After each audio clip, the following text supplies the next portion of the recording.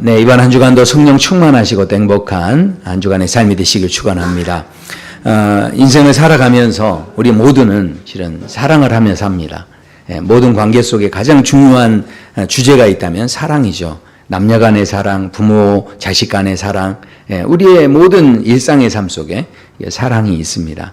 그래서 이 사랑을 하면서 많은 사람들이 살아가고 있는데, 그런데 사랑을 하면요, 이렇게 느낌이 좋습니다. 사랑을 안 할 때보다 할 때가 훨씬 마음이 이렇게 좋은 것을 우리가 느끼게 됩니다. 자, 그런데 사랑을 할 때 우리가 느낌만 좋은 게 아닙니다. 진짜 사랑을 하면요, 모든 삶에 실제적인 변화가 이루어집니다. 우리가 서로 사랑한다고 할 때 우리 삶에 어떤 변화가 이루어지는가? 첫 번째는 심리적인 변화가 이루어지는 것을 우리는 생각하게 됩니다.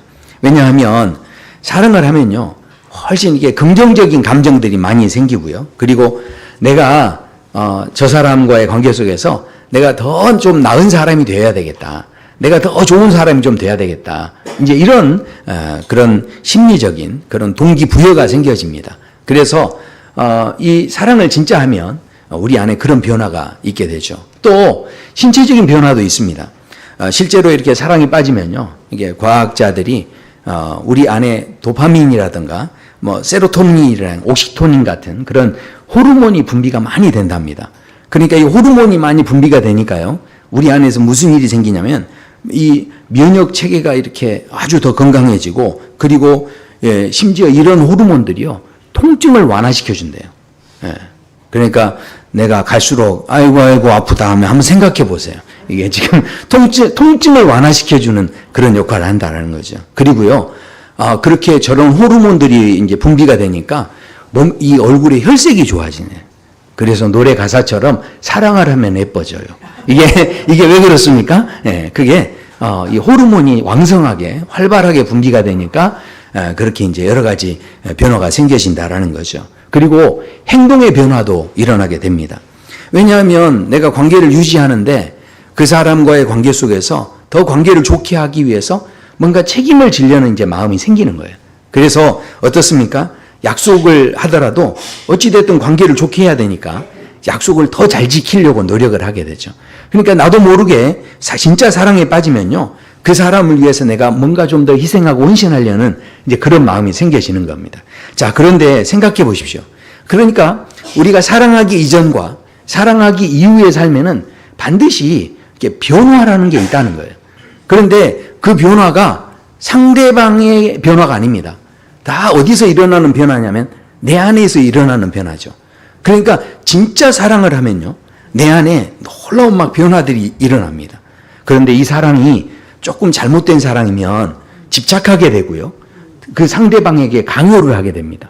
그리고 너는 이렇게 해야 돼, 이렇게 이제 하게 되는 거죠. 그러니까 이게 진짜 사랑을 하면 상대방의 변화에 관심이 있는 게 아니고요, 내 안에 이렇게 변화되는 그런 모습들에 놀라운 이전과는 다른 그런 차원의 어떤 모습들을 우리가 경험하게 된다라는 겁니다.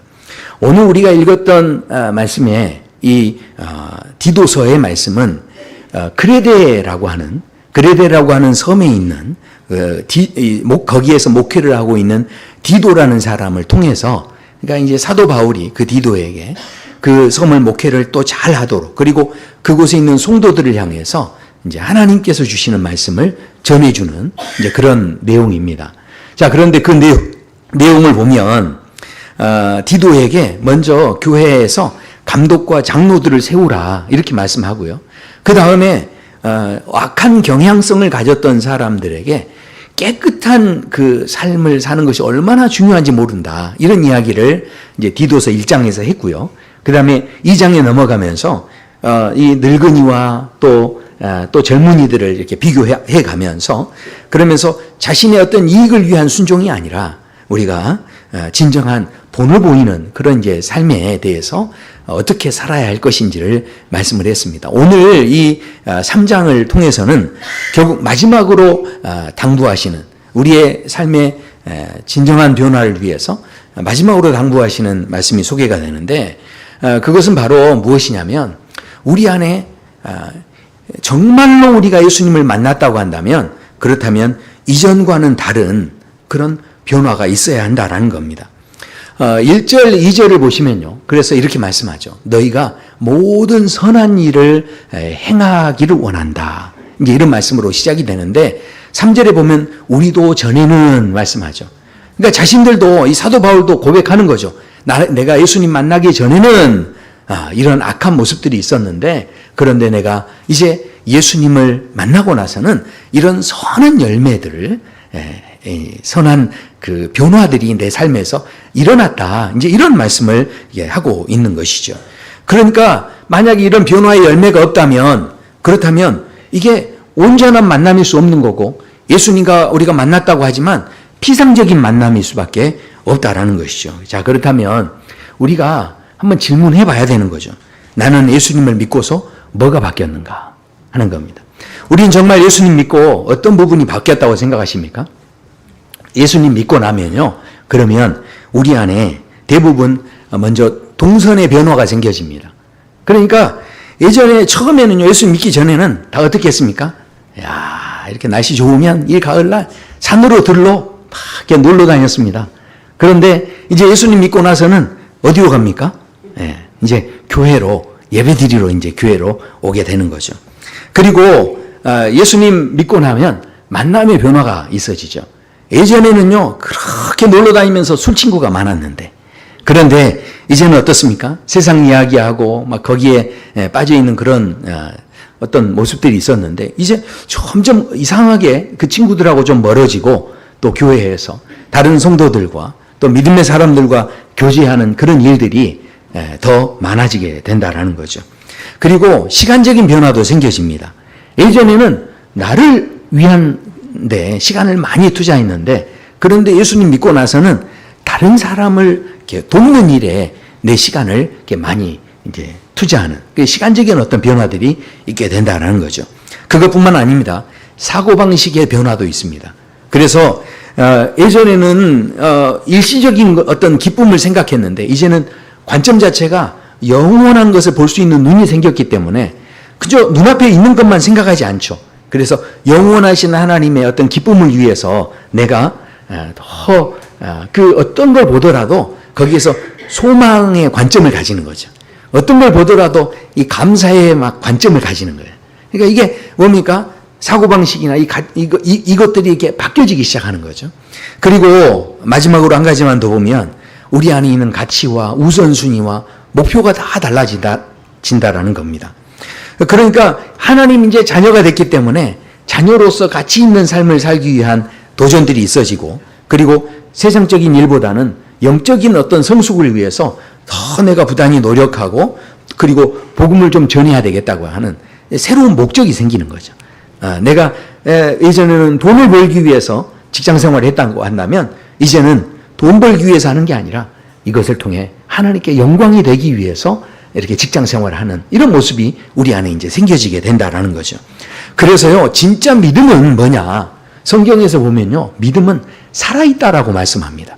그래서 그 믿음 자체가요, 반드시 행함이 있으면서 살아있는 모습으로 우리에게 나타난다는 것인데 이 말이 무슨 뜻입니까? 이와 같이 행함이 없는 믿음은 그 자체가 죽은 것이니라 말씀하는데 이 말은요, 믿음이라는 게 운동성이 있다는 거예요. 그리고 믿음이라는 게 방향성이 아주 분명하다는 겁니다. 그래서 하나님이라는 방향성을 향해서 끊임없이 나가고 운동하는 어떤 이런 모습이 있다라는 겁니다. 그래서 로마서 1장에서도 말씀합니다. 사도 바울이 너무너무 감사의 표현을 하는데 왜 그러냐면 너희의 믿음이 온 세상에 전파됨이니라. 그러니까요, 진짜 믿음의 도전을 받은 사람들은요, 정말 그 믿음의 삶에서 이 하나님의 복음을 이렇게 전하게 되는 이 믿음이요 계속 전파가 되는 이제 이런 그 운동성이 있다라는 거예요. 데살로니가 후서에도 보면 이런 말씀이 나옵니다. 내가 너무너무 너희에게 감사한다 그러는데 이것이 너무너무 당연하다는 거예요. 왜 그러냐면 너희 믿음이 더욱 자라게 됐다는 거죠. 그러니까 믿음이라는 건 절대 가만히 있지 않고 운동성이 있고 이게 점점 자라게 되고 성숙하고 그리고 사람들에게 뭔가 막 전파되고 하는 이런 모습으로 나타나는 것이 믿음이다라는 것이죠. 그러니까 예수님께 그 믿음을 통해서 이렇게 믿음 좋다라고 칭찬받았던 사람들을 성경에 찾아보면 아주 오래된 종교 지도자들, 그런 사람들을 한 번도 칭찬을 안 하셨어요. 바리새인들을 칭찬 안 했습니다. 그 사람들이 율법으로는 열심히 있었는데, 그런데 그렇게 열심히 있는 사람들 칭찬 안 하셨어요.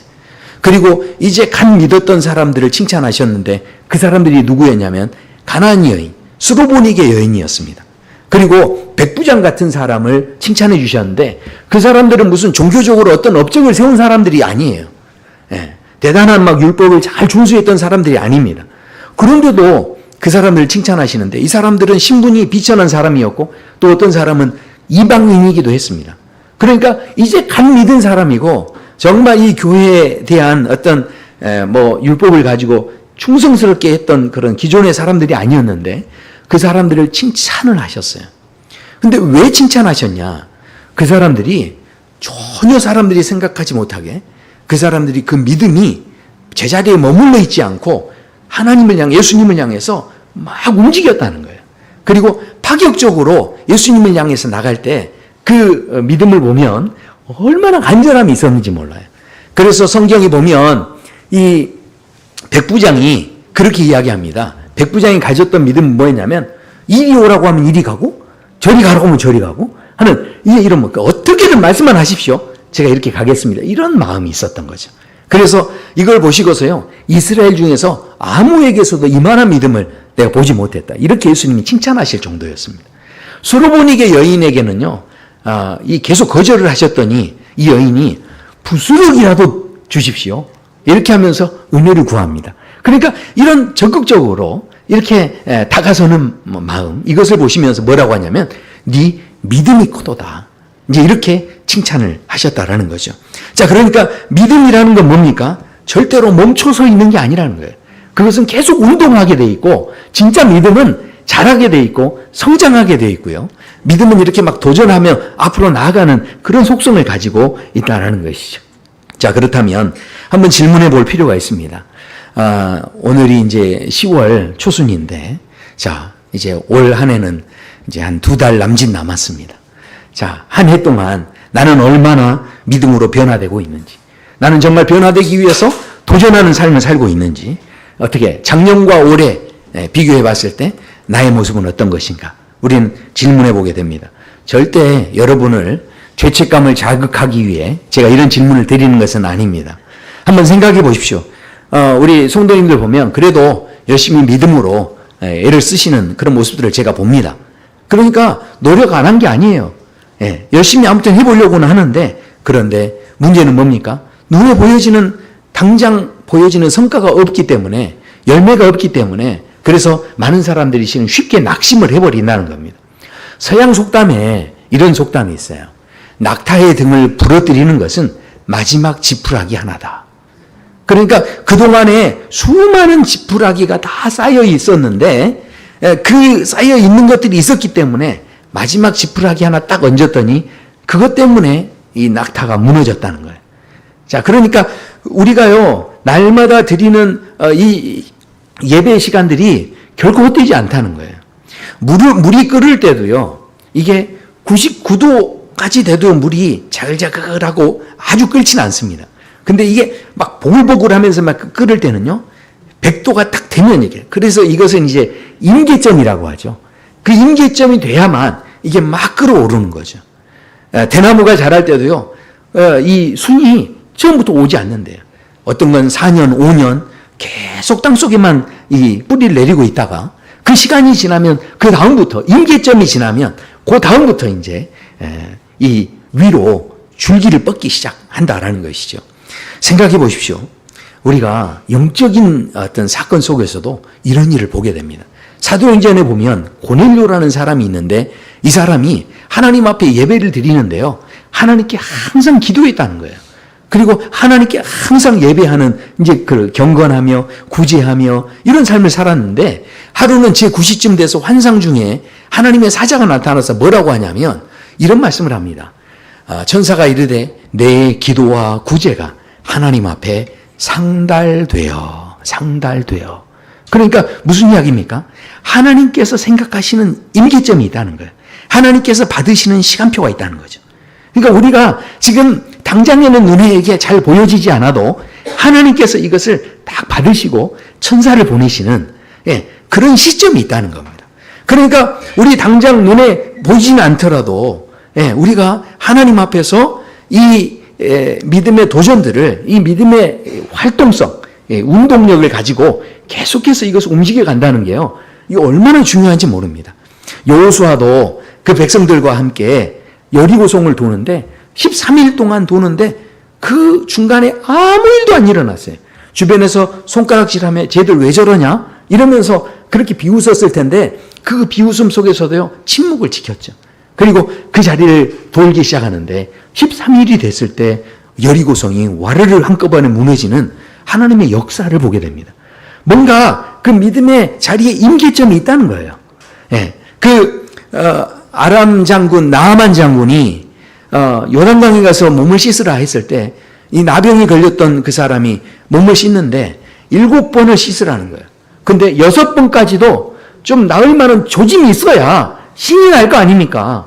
그런데 전혀 6번까지도 아무 일이 없던 거예요. 사람이 그래도 좀 한 번, 2번 들어갔다 나올 때 조금씩 나아져야 그 다음에 들어갈 때 막 신이 나지 않겠습니까? 그런데 전혀 겉으로 보기에는 변화되는 모습이 없는 거죠. 얼마나 낙심이 되겠습니까? 그런데 놀랍게도 7번째 들어갔을 때 그 살이 어린아이의 살과 같이 깨끗해졌다라고 말씀을 합니다. 그러니까 하나님께서 지금 계산하고 계시는 임계점이 있다는 거예요. 그러니까 우리가 믿음의 삶을 살 때 절대로 낙심해서는 안 된다는 거예요. 믿음의 그 움직임을 멈춰서는 안 된다는 거죠. 어찌됐든 믿음으로 자꾸 움직이고 또 그렇게 도전하고 그렇게 그 방향을 가지고 하나님을 향해서 지금 막 도전하며 나아가는 것이요 지금 너무너무 실은 중요하다라는 겁니다. 자, 그렇다면 그렇게 믿음으로 막 나가야 되는데 자, 뭐가 문제예요? 자, 보십시오. 우리가요 이전에, 그러니까 예수님 만나기 이전에는 어떤 사람이었느냐? 사도 바울이 고백합니다. 이전에 어리석은 사람이요, 순종하지 않았고요, 막 속은 자고요, 정욕과 행락에 종노릇했고요, 악독과 막 투기를 일삼았고요, 막 이랬다는 거예요. 이전에 이런 사람이었다는 거죠. 자, 그러니까 그러나 예수님 믿고 나서는 어떻다는 겁니까? 2절에 보면 아무도 비방하지 말고 다투지 말고 관용하고 이제 이렇게 해야 된다. 그러니까 사도 바울도 이야기하는 거죠. 예수님 믿었으면 이런 열매가 있어야 되는데 그런데 이전에는 우리가 이렇게 악한 사람들이었다. 자, 이 말씀을 볼 때 우리는 대부분 맞아. 그레데 섬 사람들은 정말 거짓말쟁이였기 때문에 그래서 그것이 대명사처럼 쓰여졌던 사람들이기 때문에 이런 말을 들어도 맞는 거야. 너희가 이전에는 이런 이야기를 들어도 싸다 이렇게 생각할 수 있죠. 자, 그런데 생각해 보십시오.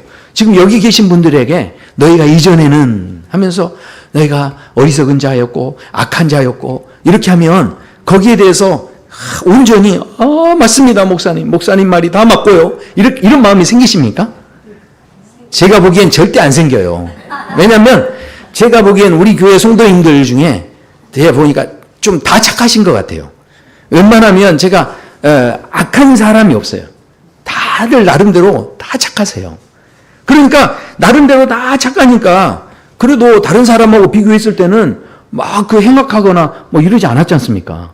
그러니까 마음속에 무슨 생각이 들겠습니까? 그러니까 우리는 내가 그래도 나름 그래도 좀 다른 사람보다는 괜찮게 살아왔는데 악한 일 하지 않고 살아왔는데 그렇게 생각하니까 자, 그 마음을 갖는 순간 변화될 게 있습니까 없습니까? 솔직히 말하면 이 정도 살았으면 뭐 되는 거지 뭘. 이런 이게 마음이 되는 거죠. 자, 그렇다면 이게 뭐가 생기는 거예요? 예수님 믿기 이전과 이후의 삶은 전혀 차이가 없을 수 있다는 거죠. 근데 한 가지 생각하셔야 돼요. 사람이요 동굴 속에 들어가 있지 않습니까?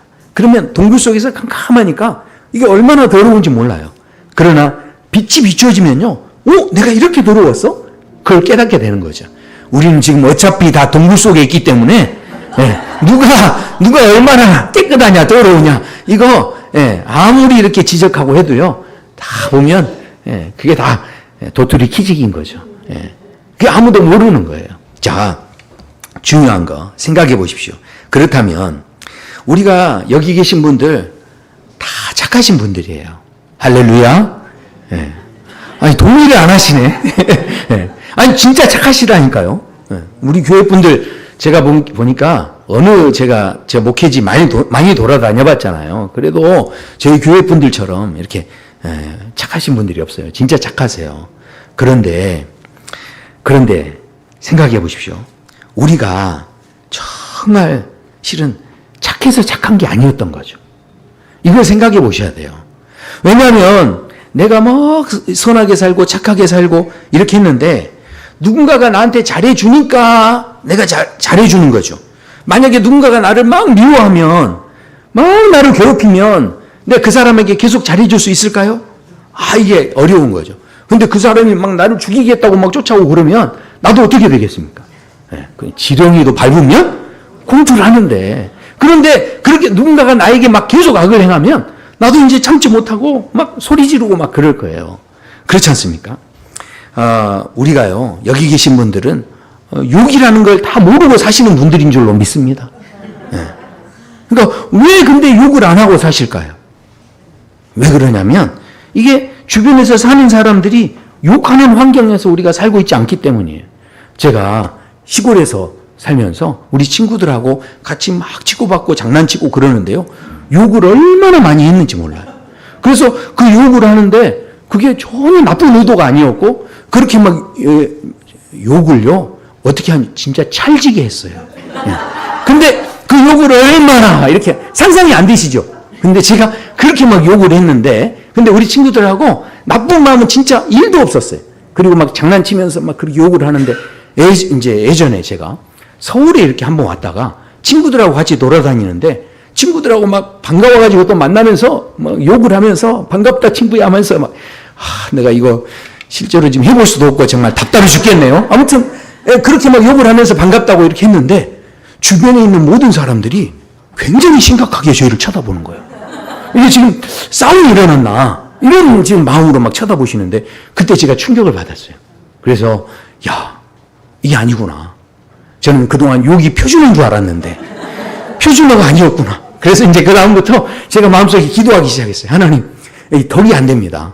이렇게 살아서는 안 되겠습니다. 그래서 제가 하나님 앞에 막 기도를 하는데요. 나중에는 점점 내 안에 변화가 일어나게 하시더니 나중에는 욕이 나오려는 그 순간에 제가 그것을 깨닫게 하시더라고요.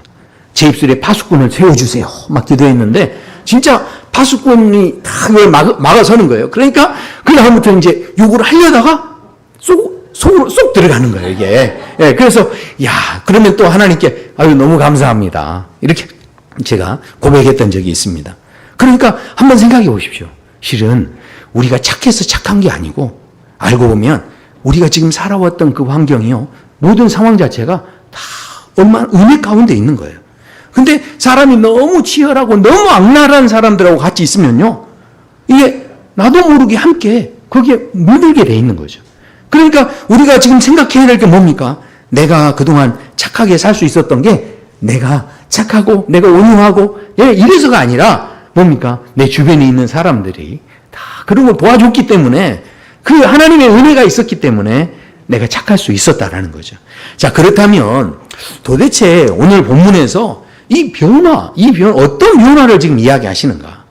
우리가 정말 이 선한 일을 감당하기를 원하는데 이 디도어를 통해서 그레데 섬 사람들이 진짜 변화된 삶을 살기 원하는데 선한 일을 도모하기 원하는데 자, 그러면 어떤 차원의 의미를 이야기하는 건가? 그것은 바로 하나님의 은혜, 그 은혜가 묵상될 때 우리가 변화의 진정한 힘이 경험될 수 있다는 것입니다. 그래서요, 예수님 믿는다는 것은요, 이 우리에게 있는 상황을 뛰어넘는 걸 의미하는 겁니다. 그러니까 우리가 예수님을 믿는데 상황에 자꾸 매여가지고 상황에 끌려가면서 누가 나쁘게 대하면 나도 막 나쁘게 대하고 이런 게 아니고 그 상황과 상관없는 거예요. 자, 그래서 4절부터 보시면요, 이런 말씀이 나와요.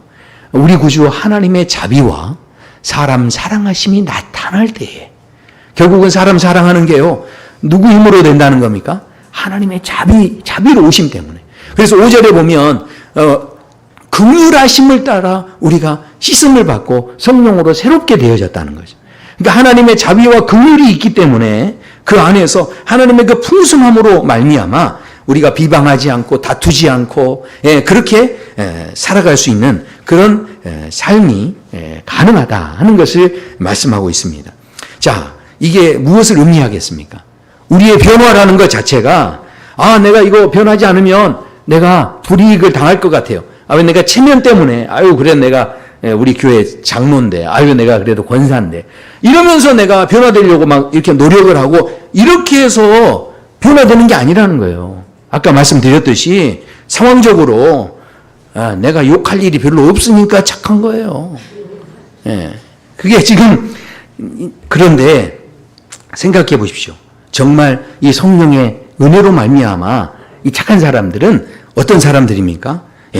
나를 미워하는 사람이 있어도 선으로 대하는 거예요. 그러니까 나를 막 죽이려는 사람이 있어도 예수님의 사랑으로 그것을 뛰어넘는 거죠. 그러니까 지금 오늘 본문에서 이야기하는 변화는 진짜 하나님을 만난 사람은요, 그 자리까지 변화가 되어지는 삶이 가능하다라는 것이죠. 자, 그렇다면 그런 삶이 된다는 것은 내가 인격적으로 내가 더 훌륭하게 내 성품을 또 수련하고 훈련시키고 또 참을성을 기르고 이렇게 해서 되는 게 아니라 저렇게 진짜 변화되는 오늘 이 말씀은 바로 주님의 은혜를 받아야 한다는 거예요. 주님의 사랑을 받아야 한다라는 겁니다. 그러니까 진정한 변화는 각오하고 결심해서 되는 게 아니고요. 이게 하나님의 은혜였구나. 이걸 깨달을 때 자연스럽게 열매를 맺어지는 게 변화라는 거죠. 자, 제가 그래서요 생각해 봤어요. 어떤 사건이 떠올랐냐면 성경에 보면 이 1만 달란트 빚진 자의 이야기가 나옵니다. 근데 그 사람이 100데나리온 빚진 사람을 이제 보고서 가다가 그 사람 멱살을 딱 잡았어요. 자, 그런데 생각해 보십시오. 이 멱살을 어떻게 우리는 풀 수 있을까요? 나한테 100데나리온 빚진 사람 멱살을 잡았는데 이 멱살을 풀 수 있으려면 어떻게 하면 될까요? 이놈의 자식 봐라. 나한테 돈도 안 갖고, 너 때문에 내가 얼마나 고생한 줄 알아? 뭐 이렇게 했다가, 근데 이 멱살을 잡았는데, 내가 방금 전에 받은 은혜가 너무 큰데, 세상에 나는 1만 달란트 빚졌는데, 근데 그걸 탕감을 받았는데, 내가 100데나리온, 이거 가지고 내가 이게 째째하게 이러면 안 되지. 째째하다는 생각 드는 순간 풀어지는 거예요.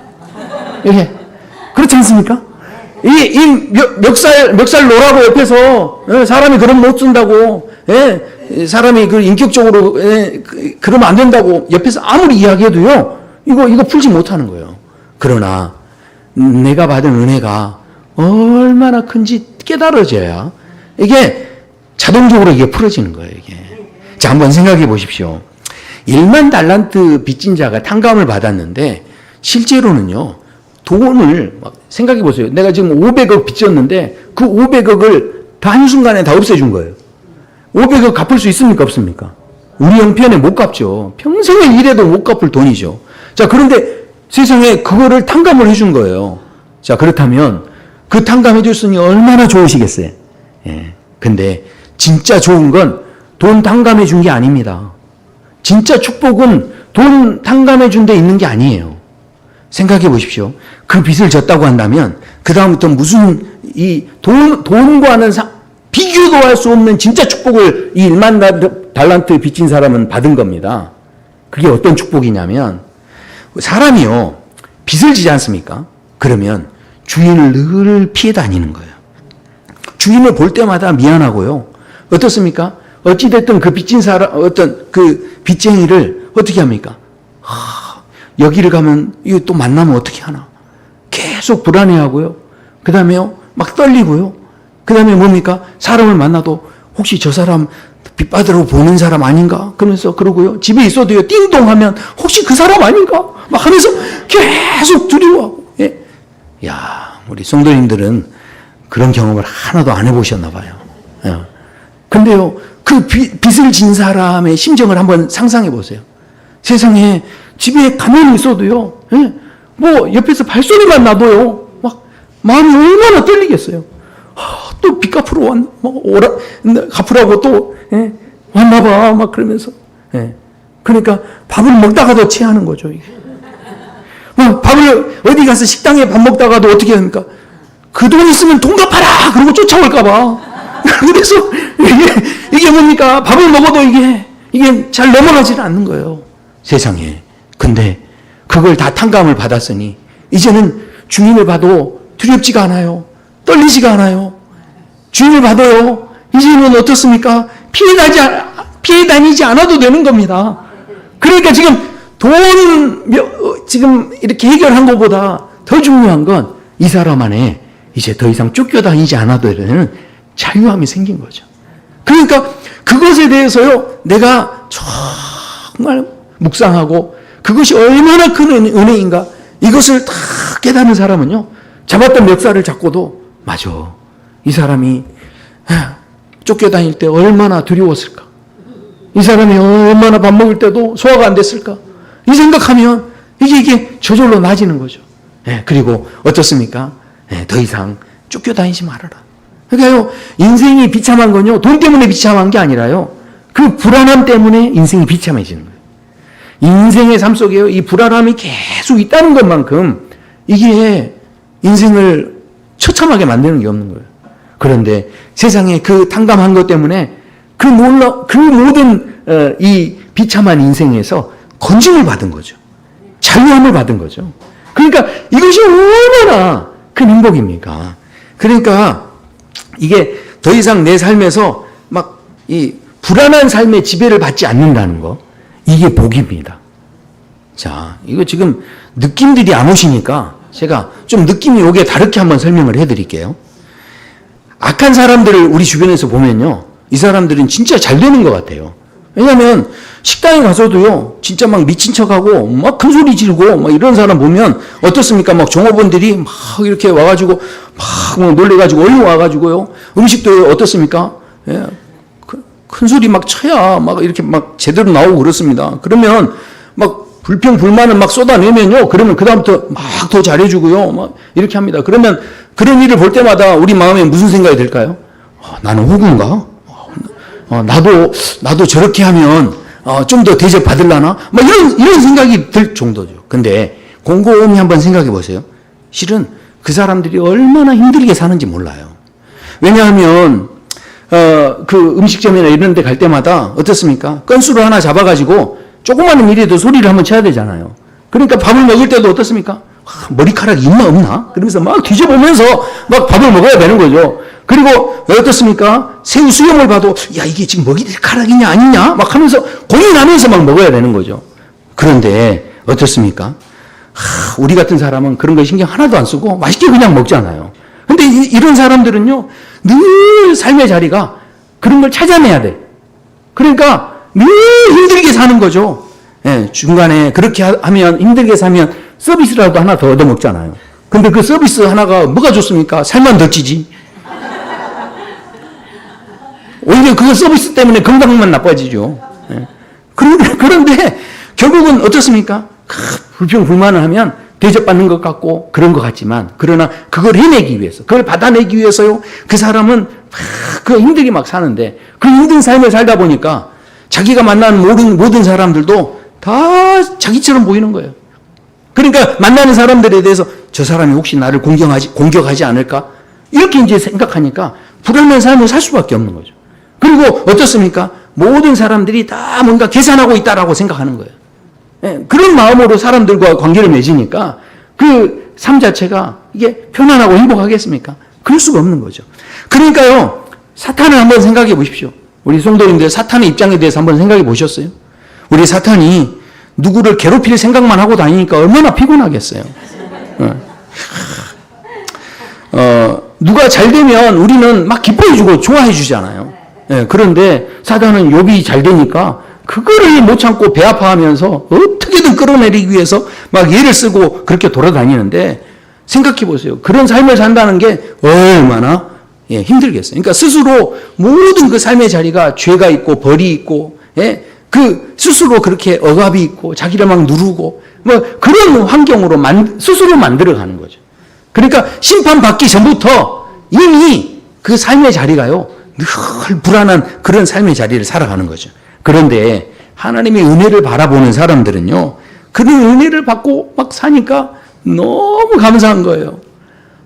나에게 이런 자유함을 주셨으니 너무 감사하니까 사람들하고 만날 때도요, 다 자기 갖춘 줄 안 거죠. 그래서 이제 막 이렇게 막 사랑해주고, 막 이렇게 친절하게 해주고, 막 이렇게 막 하는 거예요. 그러니까 모든 사람을 대할 때 그것을 나눌 수 있는 사람으로 막 보이는 거죠.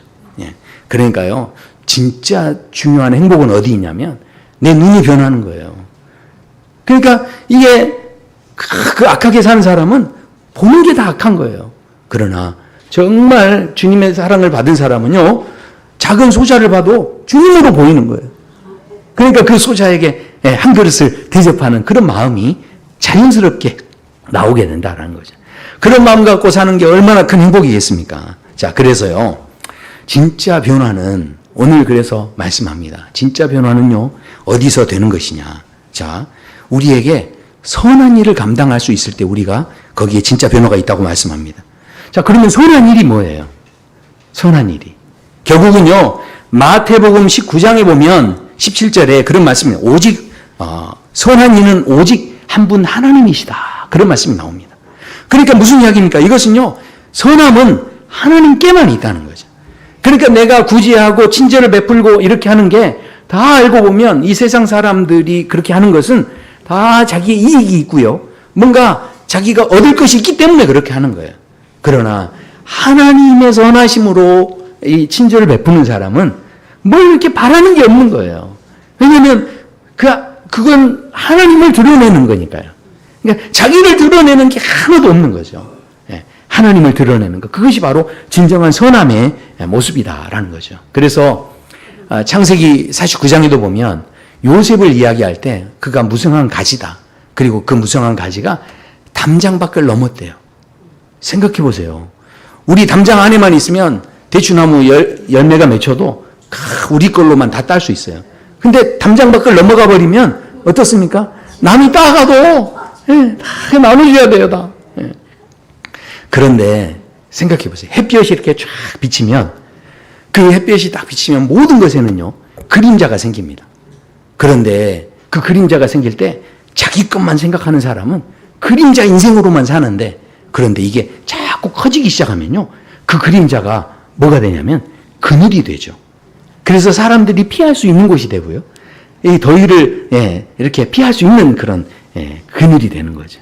그러니까 어떤 사람은 그림자 인생으로만 사는 사람이 있는가 하면 어떤 사람은 그늘 인생이 되는 거예요. 그래서 다른 사람에게 그것을 피할 수 있는 그런 그늘이 되어지는 거죠. 오늘 말씀에 보면요, 진짜 중요한 말씀을 하세요. 그래서 7절에 보면 우리로 그의 은혜를 힘입어 의롭다 하심을 얻어 영생의 소망을 따라 상속자가 되게 하려 하심이라. 그러니까 단순히 착한 일 몇 번 하고 말고 이게 중요한 게 아니라 결국 오늘 말씀을 통해서 우리에게 뭘 이야기하시는 겁니까? 착한 일 몇 번 했다고 지금 하자 그 이야기를 하시는 게 아니고요, 우리가 바로 하나님의 자녀, 바로 이 자녀로서의 삶을 사는 그런 존재로 우리를 불러주셨다라는 거예요. 그러니까 우리가요, 그 자녀로 불러주셨기 때문에 그 아버지가 하시는 그 일을 드러낼 수 있는 그런 존재로 우리를 불러주셨다라는 거죠. 자, 그래서 우리에게서 이런 선한 일이 나타나려면 다른 데 방법이 있는 게 아니라, 진짜 하나님을 그렇게 내 아버지로 만난 사람은요, 그 아버지를 계속 묵상하는 거예요. 그러니까 그 아버지를 묵상하다 보니까 그 아버지 때문에 뭐가 됩니까? 그 선함이 나를 통해서 열매를 맺기 시작한다라는 것이죠. 우리 기독교의 복음은요, 절대로 율법적인 복음이 아닙니다. 율법을 가지고 따지기 시작하면 지금 당장에는 열매가 다 보이겠죠. 지금 당장에는 뭔가 해낼 수 있는 모습들이 보이겠죠. 그러나 진짜 복음은요, 율법으로 이루는 게 아니죠. 하나님의 사랑으로 이루는 겁니다. 그 사랑은 지금 당장에는 열매가 안 보일 수 있어요. 왜냐하면 그 사랑으로 어떻게 해야 됩니까? 기다려줘야 돼요. 참아줘야 돼요. 아직도 부족한 모습이 있을 때 우리가 기도해줘야 되고요. 그렇게 할 때 그 안에서요, 하나님께서 열매를 이루어 가시는 놀라운 역사를 우리는 보게 될 줄로 믿습니다. 믿음의 삶을 살아가시는 우리 사랑누리교회 모든 성도 여러분은 이 올해 이제 얼마 남지 않았는데 이 믿음의 선한 일 감당하실 때 절대로 낙심하지 않게 되길 축원합니다. 지금 당장에 보여지는 게 얼마 없어도 실망하지 마시기를 바랍니다. 분명하게 때가 이르면 거두게 하시는 때가 있어요.